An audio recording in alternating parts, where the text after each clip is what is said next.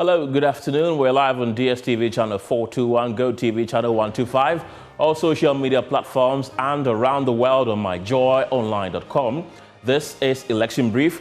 My name is Kenneth Jesse. Election Headquarters is brought to you by Petrosol, your clean fuel in full quantity, and the Chartered Institute of Management Accountants, CIMA, the American Institute of Certified Public Accountants, together as the Association of International Certified Professionals Accountants, Chopbox Technologies, a convenient service, and Youth Bridge Foundation, bridging the gap for positive youth development. Please stay for details.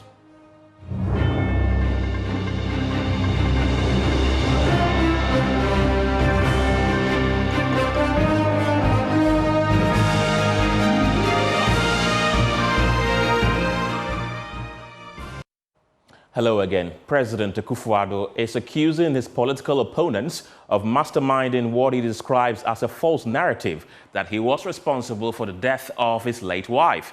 The president also says the same group of political opponents are behind the rumor-mongering of the controversial Ajapadia book, which authors say represents a grand scheme for state capture under President Kufuor. Speaking at the Ghana Report Summit under the theme dealing with misinformation and disinformation in the upcoming elections, President Kufuor called on Ghanaians to reject fake news, as he says politics must be based on issues devoid of personal attacks. Disinformation campaigns often exploit societal divisions and amplify existing tensions, posing a risk to social cohesion. We've witnessed how such campaigns can incite violence and disrupt public order, as seen in other parts of the world. In the run-up to the 2008, 2012, and 2016 presidential elections, and Madam Sani, I'm not here to settle scores, I was the target of numerous false and malicious stories aimed at attacking my credibility and integrity. In 2008, baseless allegations of drug trafficking were spread, along with numerous rumors about my health intended to cast doubt on my ability to serve as president. President Kufuor was also accused in 2008 of having sold all of Ghana's gold reserves. Again, the 2012 election saw false reports of my alleged arrest in London for drug possession and fabricated quotes designed to stir ethnic tensions. In 2016, it was alleged by sympathizers of the opposition that I had killed my late wife. Today, with a few months to the December 2024 elections, they are at it again.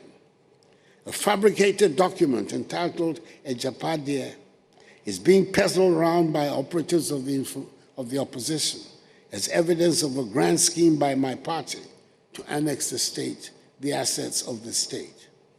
These experiences underscore the importance of discerning truth from falsehood and the need for all of us to remain vigilant against the dangers of misinformation and disinformation.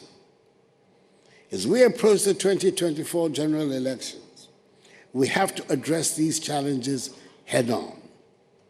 We should take proactive measures to curb the spread of false information and ensure that the public has access to accurate and reliable information.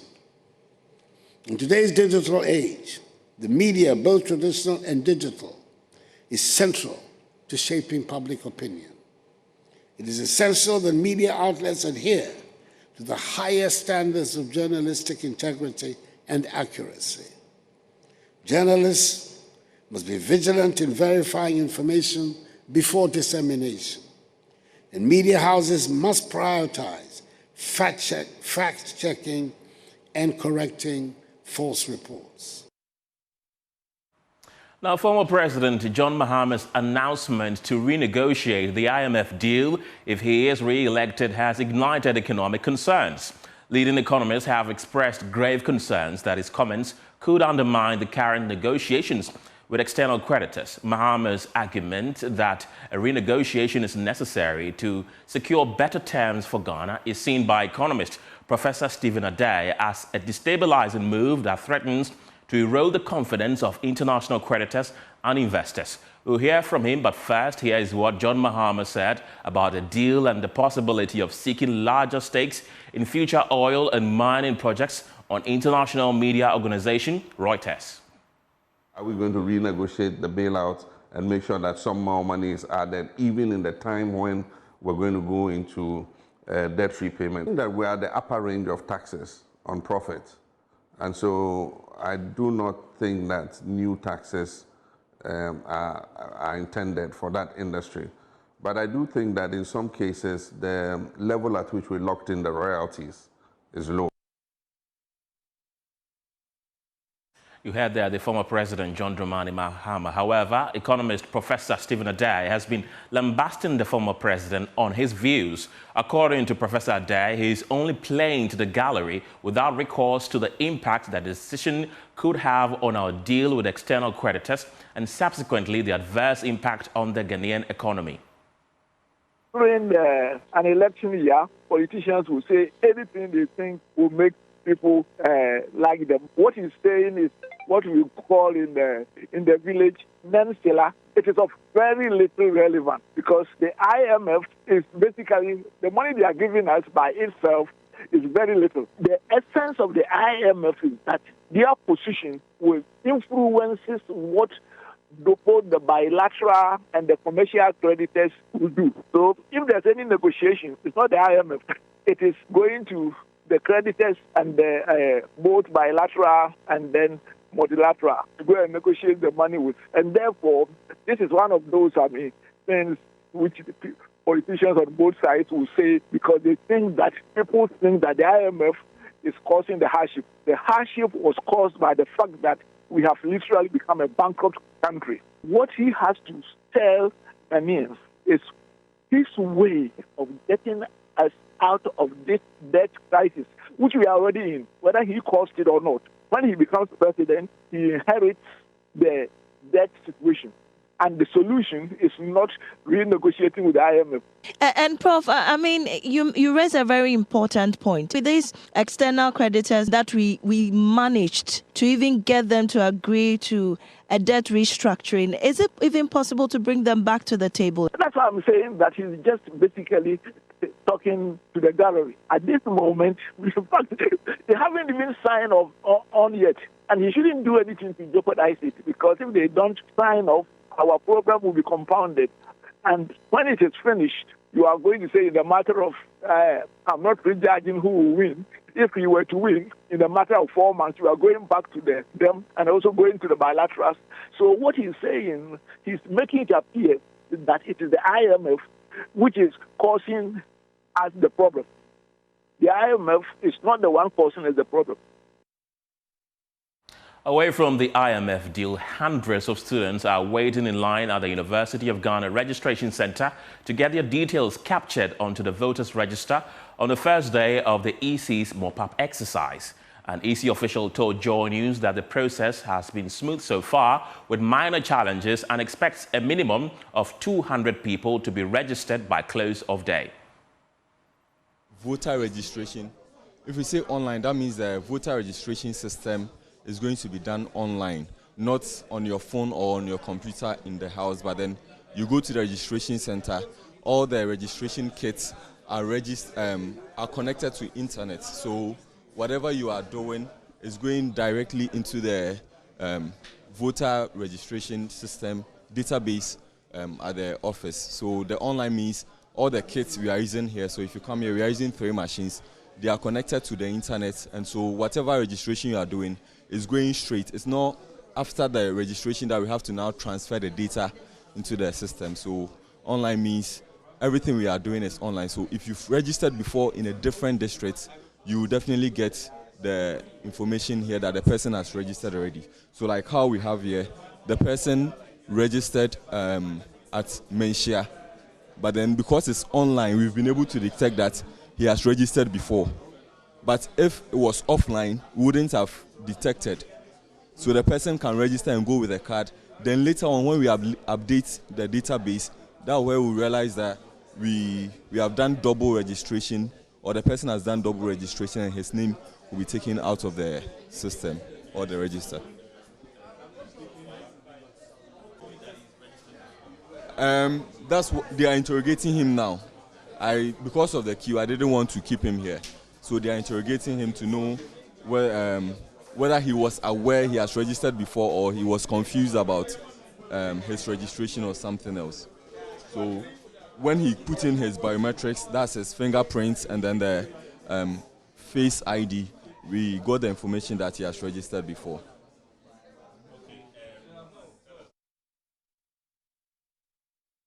Well, some of the prospective first-time voters who spoke to the news team expressed satisfaction with the process and hoped their votes would make a difference in the December polls. I am done with my registration and the process was good.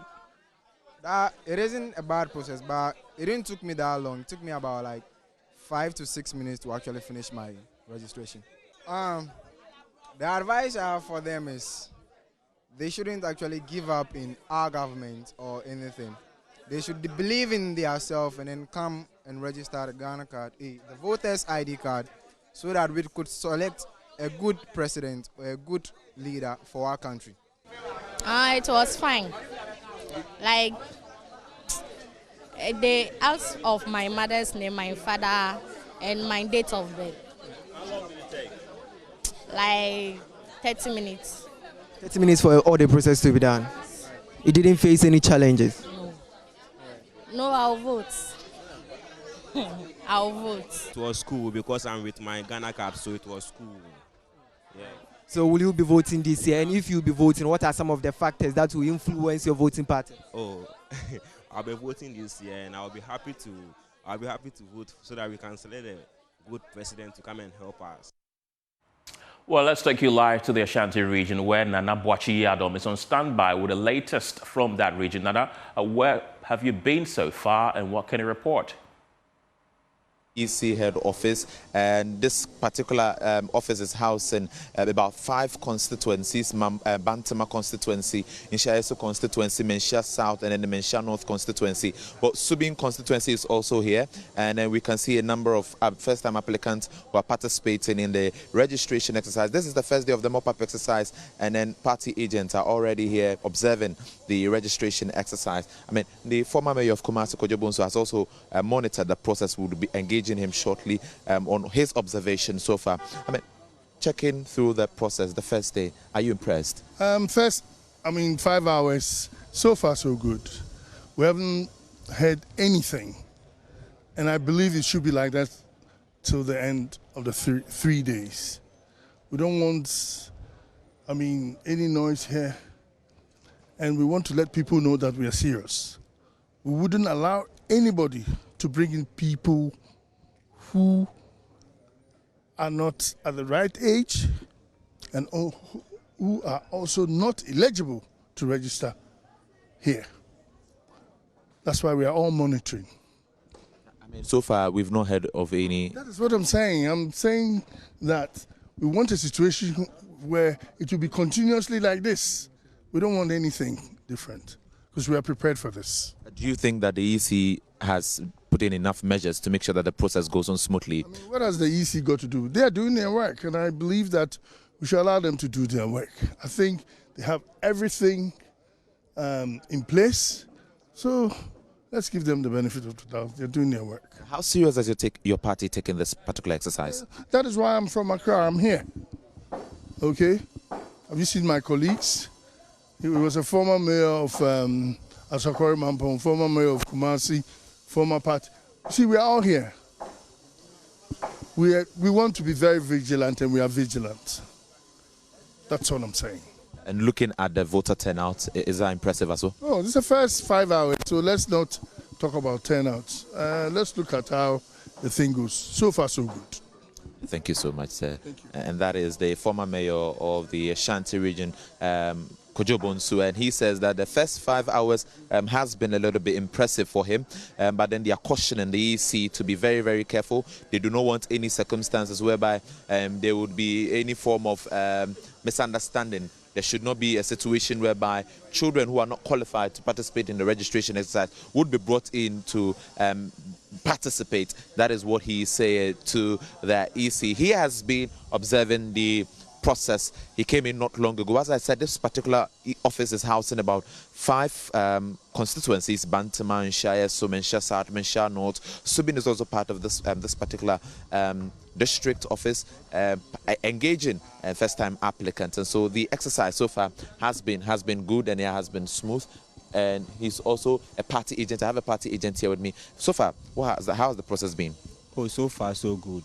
Bantama, the number is keep on increasing in Bantama, and as it is now, we have registered around 50 people, and we are looking forward to register around 1,000. Just for Bantama alone? Yeah, just for Bantama. And so far, you've registered 50 people? Yes, please. Going forward, are you optimistic that you get to your target? Yeah, I'm very optimistic that after this exercise, we will reach our target. Okay, thank you so much. I have another applicant here. She's participating in the registration exercise for the first time. How has the process been since you came here? It was fast. Okay. And did you encounter any challenges whatsoever? No. Okay. But then, looking at your colleagues here, do you think that they can all participate in the registration exercise? Yes, please. Okay. They can all participate because they are fast, and they also I mean, they didn't have any difficulties during the registration. It was fast and convenient. So I think all of them can participate for now. Thank you so much. And that is an applicant. She's done with her registration process. She has her card already. And you can see some people here. This stand is for the Bantama constituency, Mensha South and the Mensha North constituency. They have their stand elsewhere. Nshaya also has its own stand elsewhere. They are all hoping to register. A number of them today being the first day, and so we'll be observing and see what as to whether or not the target for today would be met. But then the agent for the New Patriotic Party is also here. I mean, how has the process been so far? Any challenges whatsoever? Well, once again, there hasn't been any challenge, but it's just that since, you know, Africans or typical Ghanaians with the last minute stuff, we will wait. The announcement has gone out that we are doing a mop-up, 3 days mop-up, and typical they will not come, and the last day you see them bopping up. But the only problem I have with the other side when I talk about the NDC is that this is a registration, and it's assumed, or it's not even assumed, it's limited or mop-up, and if you have attained the universal adult suffrage age, you are qualified to register. But it might surprise you that you see these people, these NDC agents, bringing the peoples here, and they'll be writing their house number, their hometown, the information on them. Meanwhile, these students or these very people you are bringing them are not visually impaired, they are not audio impaired. So the question is, does it mean they are not from the constituency, or where are you taking them from? Because a child by 18, at least you know his house number, even not at all where he's coming from. Other things you're supposed to know, but it might interest you writing them, and when you challenge, they will try to start to create chaos and commotion and here and there. But at least we've warned them that when it goes on for a very long time, we are not going to agree to what they are doing, because it's against the EC has stated clearly the rules and regulations govern this process. So that is the challenge I'm facing. But for now, no, I think everything is okay apart from these small problems that is coming up. All right, thank you so much. And that is the agent for the New Patriotic Party here at the regional EC office. The process so far has been encouraging for most of these agents that we've spoken to.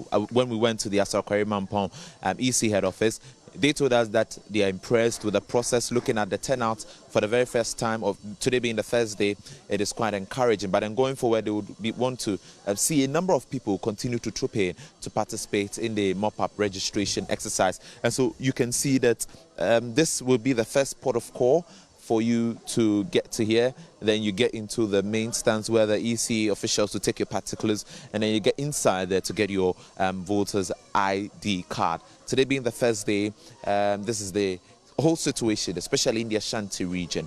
Over to you.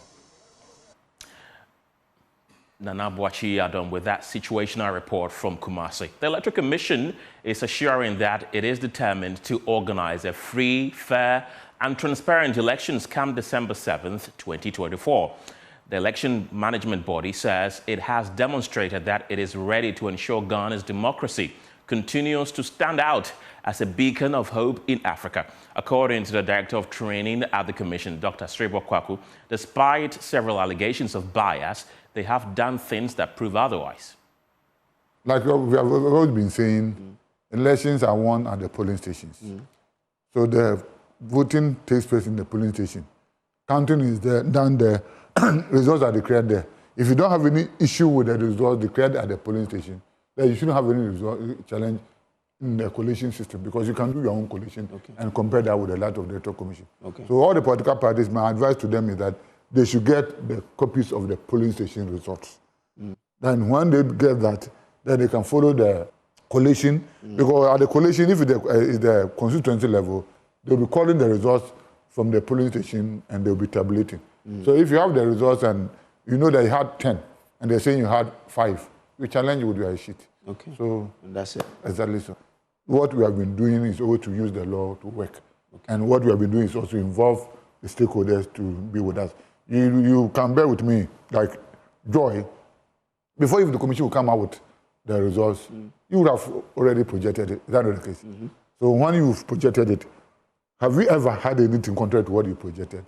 So if the Electoral Commission, if the media people were to have different results from us, then you can say that our results should be trusted. But the media were always ahead of us, because you can use WhatsApp and the rest to get your results. And at the end of the day, your results tally with ours. So in that case, what is the issue? But in everything that we are doing, if you take this year, for example, we wanted to introduce some new issues into the system with respect to time of voting, date for voting, and the rest.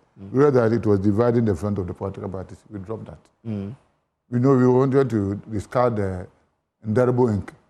The parties were not in support. We dropped it. So anything that we want to implement, and we think that they are not based by law, but we need the cooperation of the political parties. Once we read that the parties are divided, we dropped. Well, as we approach the general elections in December, the Minister of Communications and Digitalization, Ursula Kufuor, has called on Ghanaians to remember the power of technology and refrain from using it to propagate misinformation, which has the potential to impact the peace in Ghana before, during, and after the elections. She made the call in Sunyani during the University of Energy and National Resources Third Tech Fair on the theme, "The Future is Now," integrating digitalization in Ghana's developmental agenda. As we approach our elections in December this year, let's remember the power of technology for good and evil.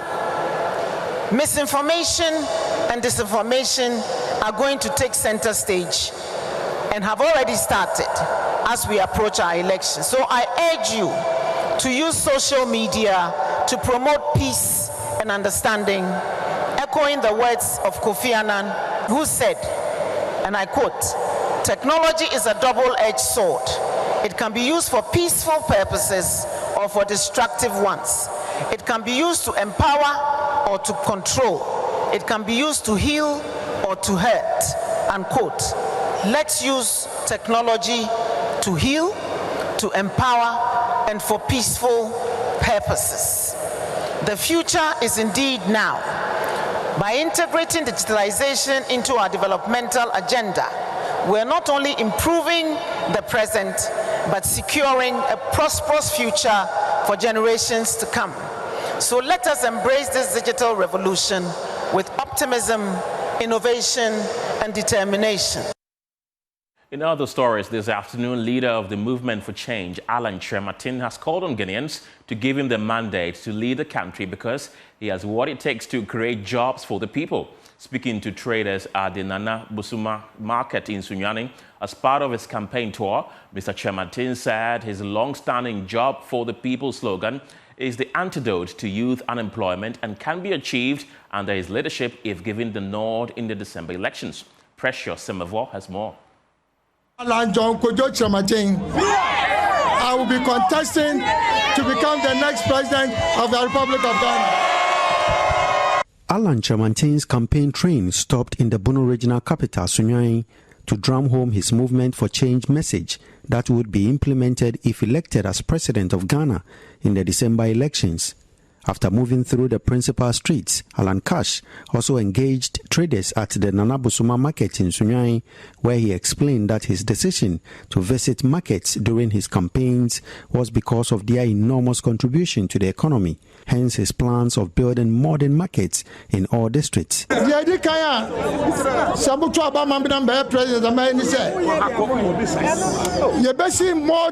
market.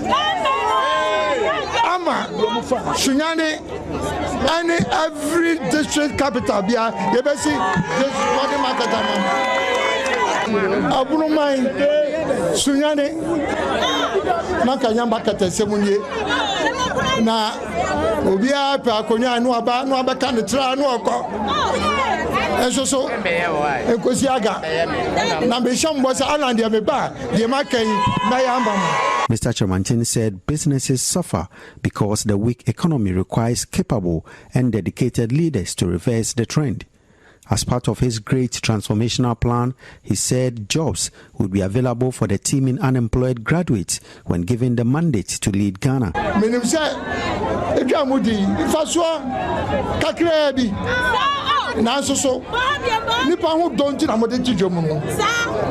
Kakra fuzu mo benya no eno anda mo de hwa mo mane mo nana no wo ba hwa na wie no na fe wo wie school so abatena fie onya adwuma nye na nyina no mo pese munya obi a obedi o man nanim a mo pa obi a oba obetiri di adwuma aba na